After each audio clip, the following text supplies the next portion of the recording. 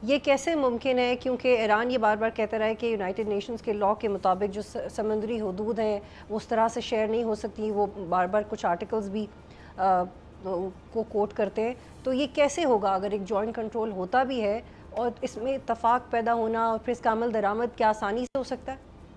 नहीं हो सकता जी, बिल्कुल it's very difficult. Straight of Hormuz जो है एक इंटरनेशनल यूएन की कन्वेंशन है, ऑफ कोर्स उसके through it is a right of way, and of course उस पे किसी एक मुल्क का कब्ज़ा करना, ना अपनी टेरिटरी क्लेम करना इज़ इल्लीगल। और इस पे ना चाइनीज़ एग्री करेंगे, ना पाकिस्तान एग्री करेगा, ना ऑफ कोर्स ओमान ने बाय द वे रिजेक्ट कर दिया था पिछली बार प्रपोज़ल, जब वो टोल की बात कर रहे थे कि जॉइंट टोल हुँ। कलेक्ट कर रहे थे, ईरान ने जब बात की थी। तो that is the real question कि किस तरह होगा। तो मैं जब भी ये समझता हूँ कि जो जो टॉक्स होंगी, देखिए इसमें ड्राफ्ट एग्रीमेंट बन जाएगा ऑन ऑन सीधा-चीज़ा बातों पे कि ऑफ कोर्स अभी तो राइट ऑफ वे सारी शिप्स को दे दिया जाएगा, या यूरेनियम पे जैसे चीमा साहब ने बात की, आइदर जो ऑफ कोर्स आईएई या रशिया जो है ऑफ कोर्स ले लेगा, या और देखिए इसमें सारी लेबनान का पीस आ जाएगा, और ऑफ कोर्स प्रॉक्सीज़ पे बात होगी। ईरान को जो है वो कुछ इकोनॉमिक लेवरेजेस भी अमेरिका देने को तैयार है। उसके बाद सीबीएम्स होंगे, कॉन्फिडेंस बिल्डिंग मेजर्स, और फिर वो एक टाइम फ्रेम उसका होगा, और फिर इवेंचुअली जो होता है execution of war pact, of course जो होता है या एग्रीमेंट होता है वो जो है फिर वो साइन होता है। तो इट्स अ प्रोसेस। मैं समझता हूँ पाकिस्तान ने आधे से आधा काम कर दिया है। जो डीएस्केलेशन जो एस्केलेशन थी उसे डीएस्केलेट कर दिया, हुँ। मोमेंटम ऑफ वॉर जिसे कहते हैं वो रोक दिया है। वो ठीक। ही सबसे बड़ी कामयाबी है पाकिस्तान के लिए, वरना आज स्टॉक मार्केट्स आपके सामने, ये वर्ल्ड इकोनॉमी, आप पेट्रोल जो है वो ₹600 का होता है, हुँ। और बहुत सारे मुल्कों में जो है वो $10 गैलन तक की बात जा सकती थी। तो of course momentum of war रोकना ही तो हमारी सबसे बड़ी कामयाबी है। बिल्कुल, बिल्कुल। और बाकी जो हुँ। चीज़ें हैं, of course it's a process, it would come. These are way extremely difficult process. Of course it's not a button कि आपने स्विच ऑन एंड ऑफ कर दिया। एक-एक बात पे एग्रीमेंट होगा, और मेरी अंडरस्टैंडिंग है वो हो चुका है। और हुँ। उसके जो बॉटलनेक्स हैं, ऑफ कोर्स वो जो आते हैं वो भी दूर हो जाएँगे, एंड पाकिस्तान ऑफ कोर्स अब वो मीडिएशन कर रहा है, और फैसिलिटेशन के अलावा you know for a field marshal to go in a war country, of course जहाँ पे इतना रिस्क है, and staying there for 72 hours, ये अनप्रेसिडेंटेड है। अपनी जान का जोखिम डाल के गए हुँ। वहाँ पे, नहीं नेगोशिएटेड द लेबनीज सीज़फायर आपको मिल गया, और भी डिफरेंट चीज़ें आपके सामने आएँगी। जी। ठीक। कमर शीमा साहब, अली ने भी कहा कि ये पॉइंट टू पॉइंट डिस्कस होगा और फॉर द टाइम बीइंग कामयाबी है कि डी एस्केलेशन है और जंग रुकी हुई है। लेकिन क्या ये मुमकिन है कि इतनी डिटेल्स में जाए बगैर एटलीस्ट जंग मुस्तकिल तौर पे रुके? बहुत रिवायती सवाल मैं आपसे पूछ रही हूँ, लेकिन कल अल जज़ीरा ने भी ये रिपोर्ट किया कि जो वफ़्द यहाँ से वापस गया ईरानी वज़ीर ख़ारजा का, वो ये चाहते थे कि कोई मुस्तकिल सलूशन निकले। तो अगर एक बहुत कॉम्प्लिकेटेड प्रोसेस है तो मुस्तकिल सलूशन निकलने में तो मज़ीद वक्त लग सकता है, या फिर ये इसके बगैर मुमकिन है कि आप ज़्यादा कंसल्टेशंस किए बगैर एटलीस्ट परमानेंटली वॉर रोकें and then you deal with the stuff side by side? देखिए, वॉर भी अमेरिकन वो समझते हैं हम क्यों रोकें, हमें क्या मिलेगा इससे।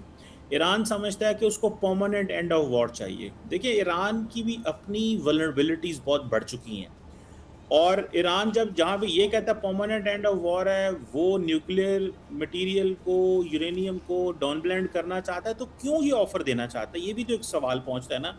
वो क्यों माना जिनीवा के अंदर अमेरिकन के सामने, जो वो 2016 में 1.5 साल डायलॉग में नहीं माना? उसकी वजह ये है कि ईरान समझता है कि वो बहुत ज़्यादा कमज़ोर हो चुका हुआ है, बिकॉज़ उसका सारा डिटेरेंस इंफ्रास्ट्रक्चर ख़त्म है। जो ईरान जिससे इज़राइल को और अमेरिकन्स को मसरूफ़ रखते थे मिडल ईस्ट के अंदर, सीरिया उसके हाथ में नहीं है, मिडल ईस्ट में वो कमज़ोर हो चुके हुए हैं। अब वो इसलिए समझते हैं कि अब हर अगली बारी जो है वो ईरान के अंदर, ईरान मेनलैंड के अंदर अटैक होने करने हैं। तो इसीलिए वो बहुत कुछ देने को भी तैयार हैं। असल मसला तो डिमांड्स के ऊपर है ना। तो अमेरिकन समझते हैं हम जंग बंदी कर देंगे, लेकिन हमें क्या मिला? और ये जो तासुर है ना कि अमेरिका जंग नहीं लड़ सकता या इस तरह, ये मैं नहीं समझता ये तासुर है।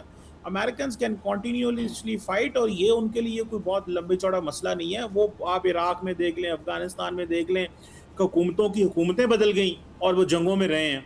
सो मतलब ये उनके लिए एक बिजनेस। और ट्रंप को तो ये भी कोई परवाह नहीं है कि उसने कोई नेक्स्ट इलेक्शन लड़ना है, क्योंकि उसका वो कौन सा है। सो मेरा ख्याल है कि जो ट्रंप फैसले कर रहे हैं वो भी लार्जर अपने अमेरिकन नेशनल इंटरेस्ट में कर रहे हैं। मुझे लगता है कि ये जो एक सो फार पाकिस्तान के कहने के ऊपर अमेरिकन्स माने हुए हैं सीज़ फायर जो है, और फील्ड मार्शल आसिम मुनीर और प्राइम मिनिस्टर ने रिक्वेस्ट जो की हुई है कि ठीक है सीज़ फायर रखें और साथ चीज़ें चलें, मेरा ख्याल है वही हो रही हैं।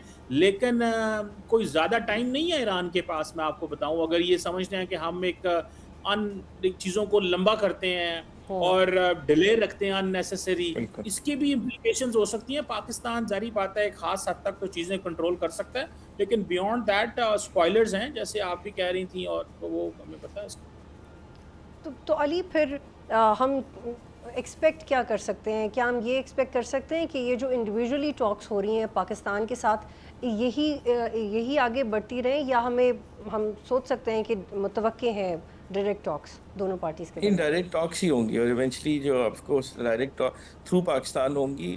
उसके गारंटर्स जो हैं जो है that is the problem. And guarantors जो है, मेरी अंडरस्टैंडिंग है, जो प्राइम मिनिस्टर कोशिश कर रहे हैं विद हमारे ऑफ कोर्स एक स्पेशल टीम बनी हुई है जहाँ पे हम रीजन को ले रहे हैं, सऊदी अरेबिया, कतर, तुर्की। आज ईरानियंस ने बात की है सऊदी अरेबियन और कतर से इन फ्रॉम अ फ्लाइट। तो वो जो रीजनल गारंटीज़ है, मैं समझता हूँ जीसीसी की गारंटी को अटैच करना चाहिए ऑफ कोर्स विद ईरान, और ताकि उसका पैरामीटर आए। देखिए नेटो में भी जब हम बात करते हैं, उन्होंने बिल्कुल जब रशिया को साइडलाइन किया तो that has become a problem. तो somehow you bring in the problem makers into the joint security mechanism to end these wars or conflicts. तो eventually ये recycle होगा, और of course you have to reimagine the security architecture in future. तो ये हो जाएगा, it's a process। मैं फिर कह रहा हूँ, I concur with Dr. Cheema, and good part about Batul your show is of course यहाँ populism वाली बातें नहीं होती कि यहाँ पे कुछ और हो जाए। तो आई थिंक जब हम एनालिसिस दें तो बिल्कुल रियलिस्टिक दें। Americans, the mighty Americans, if they want to finish the job जी, वो कर सकते हैं। और पाकिस्तान बचा रहा है अभी भी। मैं कहता हूँ खुदारा बच जाए, and of course at that times अपनी कैपेसिटी बिल्ड करें, there will be another time to fight. और यही पाकिस्तान उन्हें समझा रहा है, ईरानियंस को और अमेरिकन्स को कह रहा है कि अपनी जो पावर का पावर को इतना ज़्यादा अब्यूज़ भी ना करें। तो this is Pakistan plea to both sides। Ali, thank you for your feedback, You're और welcome। We learn a lot from you, और ये मैंने हमेशा आपको मेंशन किया है। चीमा साहब भी बहुत अच्छा करें। मैं being student of international relations, I have studied one of the branches of international relations, so it makes me curious कि जो ओमान ने डिप्लोमेसी की थी, वो उस डिप्लोमेसी से कैसे मुख्तलिफ है जो इस वक्त पाकिस्तान कर रहा है, और इनमें से ज़्यादा इफेक्टिव कौन सी थी या है? दोनों मुख्तलिफ सर्कमस्टांसिस में, but I really want to know कि इस दफ़ा क्या है जो ख़ास है। You're asking me, जी? जी जी Yeah? जी। Okay, so Oman, it's a very interesting question. Oman में ऑलमोस्ट एग्रीमेंट हो चुका था, बट पॉइंट इज कि एग्रीमेंट को स्ट्रेंथन नहीं किया जा सकता। Oman doesn't have the muscles to do it, और the guarantees they could provide, they were just of course a country. यहाँ पे तो ऑफ कोर्स हमने वो हक अदा किए हैं जो हम पे वाजिब भी ना थे, राइट? तो हमने तो अब कुछ एक दो मिडल ईस्टर्न कंट्रीज से इस वॉर के लिए ऑफ कोर्स एक सर्टन एक डिस्टेंस रख लिया है। ऑफ कोर्स उसकी आप खुद जानती हैं। फिर field marshal going into Iran, convincing the Saudis not to attack, that kind of muscle Omanis does not have। Subscribe करें और बेल दबाएं ताकि कोई खबर रह न जाए।